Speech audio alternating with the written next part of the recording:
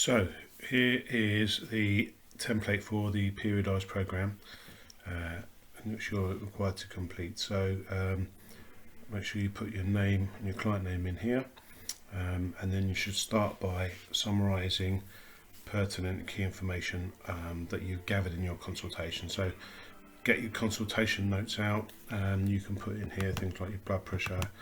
You can put in there any static results or any other comments.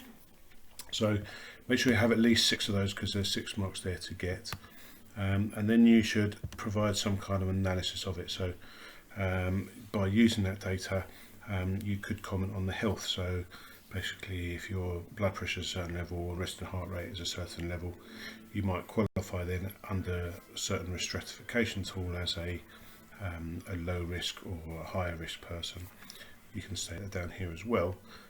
You could talk about different types of fitnesses, where their cardiovascular fitnesses or their resistance skills are, and then also whether their results, their goals are appropriate for their results. So this here is some space for some paragraphs of writing explaining how you're relating the results in order to the plan that you're going to write.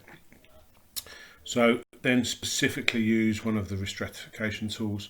So a very important area in PT is to be able to assess people's risk of particularly things like coronary heart disease and act accordingly. Then you should state the level of the risk and then a justification of it. So this could relate to these two boxes. So once you've done your initial analysis, you've then got to say how your periodisation strategy is going to work. Try and have at least 3 aspects of your periodisation strategy with a rationale. So 2 examples up in here. You're going to start with a linear loading.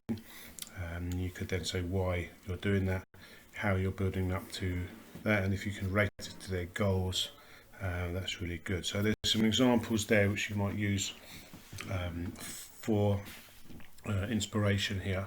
But basically trying to think of 4 different aspects of your periodisation. So it could be things like whether you're going to step loading or not, a split routine, a phasing, and you could talk about the areas where you want to start, how you're going to build up over time.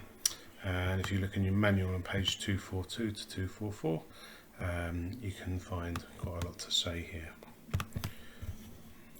Once you've had a look at your strategy, you're then going to drill down a little bit and say, right, specifically then, what elements am I going to put in my programs that are going to meet that periodisation strategy?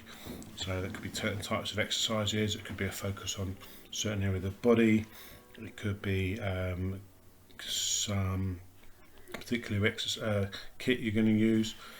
So you can then say how that meets the client's needs. You should get all the marks. So there's space for 4 of those. Then we come down to this is your basic periodised strategy. So you should start by doing some long-term goals. Try and have at least 2 long-term goals. I've put some examples in here. And remember, to have a SMART goal, you must have a number. So without the number there, 3 kilograms, it's not measurable. And it's also got a time frame. So if you've got a number and a time frame and it's kind of sensible, it should be a SMART goal. So you should try and have at least 2 SMART goals. Think about the different types of fitness you could work on. You could have a hypertrophy goal, endurance goal, cardiovascular goal, etc. And you can have them up there. Now what you should then do is have microcycle or mesocycle goals which build towards your macrocycle goals.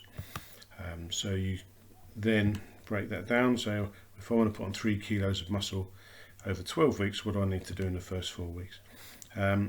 So you can build that up in terms of amounts of muscle or body fat, but you can also say, right, in my first 4 weeks I'm going to have a focus on this is going to be the goal. Once you've done that, you can then describe the reps and the sets and the rest, the resistance intensities, the cardio intensity, what training systems you're going to use, and then what that's going to look like. So you could say Monday is chest day, Tuesday is back day, Wednesday is leg day, for example, and you could spell out your microcycle progressions, etc. You could say we're going to do cardiovascular work on Monday, Wednesday, Friday of 20 minutes. Or it could be different on different days. So you can put in anything you like there. Try and spell out how the week would look, and then you can describe that then, and you can have quite a good idea of what your program is going to look like.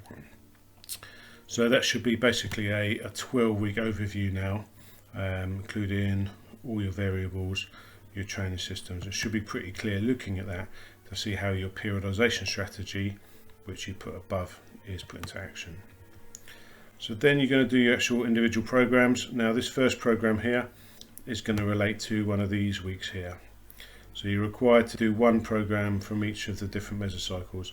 So this first program should come from one of these first weeks, and obviously the goals of it should meet your goals for that period. All right, so be clear about the phase of training.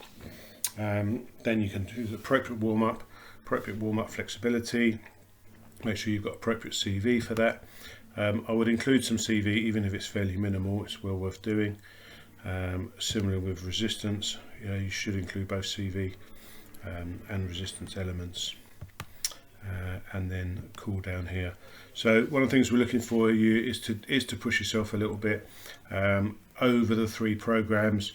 Try to integrate different types of cardiovascular work, different training systems, a variety of exercises, etc. So what you've got in the first program should then graduate and improve over your second and third programs as you meet the different goals. So include some flexibility, that's good. Now, here's your program card 2. So this is exactly the same, but it should relate to the goals from your second mesocycle, and it should be different. All the elements should be different. So the warm-up should be slightly different, the main sessions should be slightly different, and the cool-down should be slightly different too. Here's our program card 3, which should relate to the third phase. Again, that should be different again.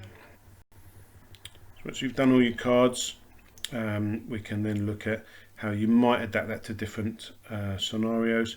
So make sure you've listed some different environments here.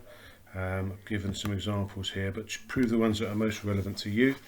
You should have at least one indoor and at least one outdoor environment, and then you can spell out how you might change the session to adapt to that.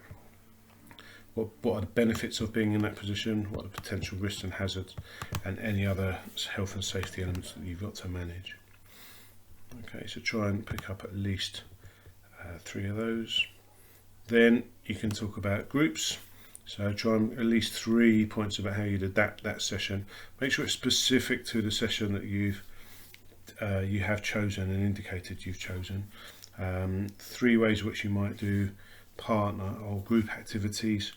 Don't just think of the main session here. What could you do things in the warm-up? The cool down, there's often stuff you can do as a group at that point. You can put some benefits of group training here, ways you would maximise and minimise the challenges. All right, so you can include some benefits and challenges here, at least 3 ways in which you would capitalise on those. There's plenty of information in your manual, and you can have doing that. Once you've done that, you've completed your program. Always worth doing in electronic format first. All the red stuff is in guidance, so once you've completed yours, there should be none of our red there. It should be all your work, and then you can submit it to us. So that helps, and good luck.